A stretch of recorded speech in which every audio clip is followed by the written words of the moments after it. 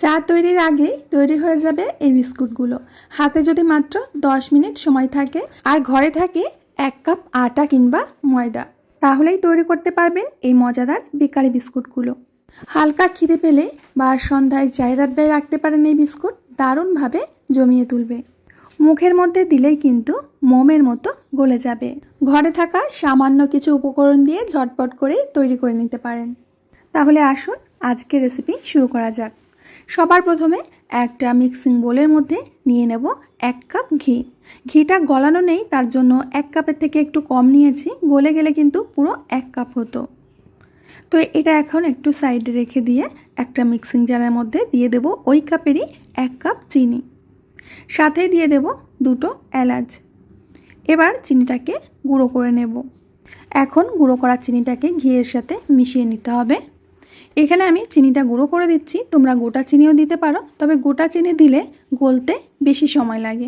আজকের বিস্কুট বানাতে প্রত্যেকটা সিক্রেট টিপস তোমাদের সাথে শেয়ার করব। টিপসগুলো ফলো করলেই কিন্তু তোমরা একদম পারফেক্ট বিস্কুট তৈরি করতে পারবে। ঘিটাকে চিনির সাথে এমনভাবে ফেটাতে হবে যাতে ফেটাতে ফেটাতে ঘিটা একেবারে হালকা হয়ে যায়, মানে ক্রিমের মতো হয়ে যাবে। আর তোমরা হাতে ফেটানোর পরে বুঝতে পারবে যে কতটা হালকা হয়ে গেছে। মোটামুটি একটু সময় নিয়ে 5 মিনিটের মতো ভালো করে ফেটিয়ে নিতে হবে।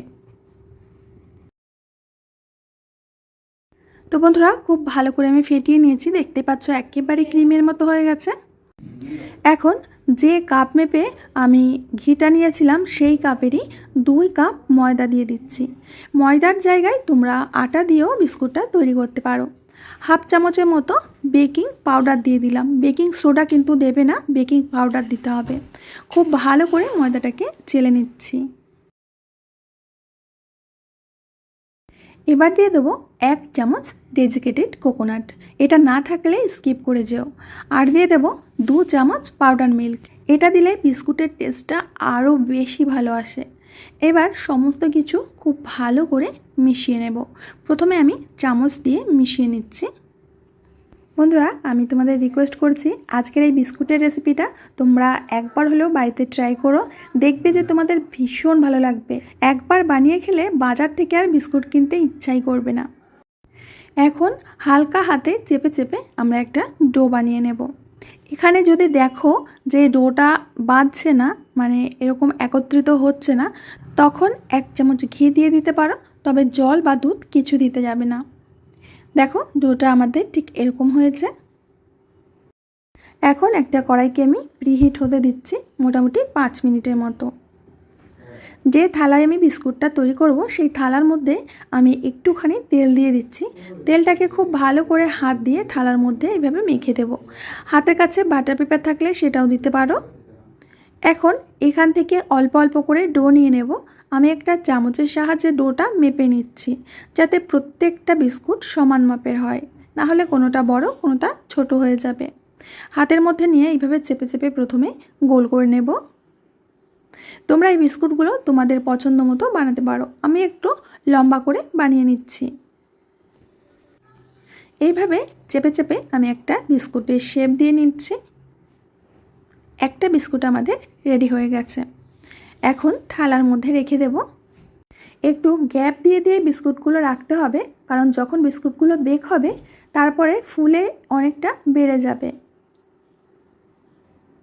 একে একে সব বিস্কুটগুলো আমি বানিয়ে নিয়েছি। এখন একটা কাঠি দিয়ে বিস্কুটে এরকম একটা ডিজাইন করে দেব, যাতে দেখতে একেবারে বাজারের মতো হয়।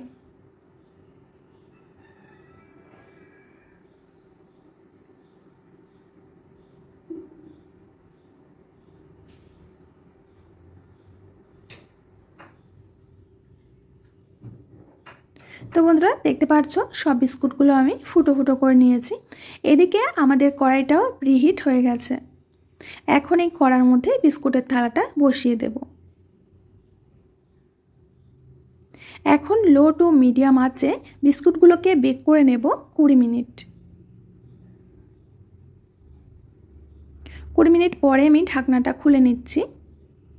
বিস্কুটগুলো কিন্তু খুব ভালোভাবে বেক হয়ে গেছে। এখন কড়াই থেকে নামিয়ে নেব।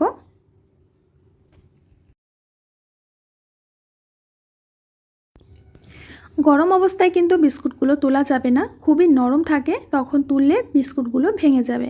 বিস্কুটগুলো ঠান্ডা হবার পর আমি তুলে নিচ্ছি। এই বিস্কুটগুলো খেতে যে এত বেশি টেস্টি হয়, তোমরা যদি না বানিয়ে খাও তাহলে বুঝতেই পারবে না, আর একবার বানালে তোমরা বারবার বানাতে চাইবে।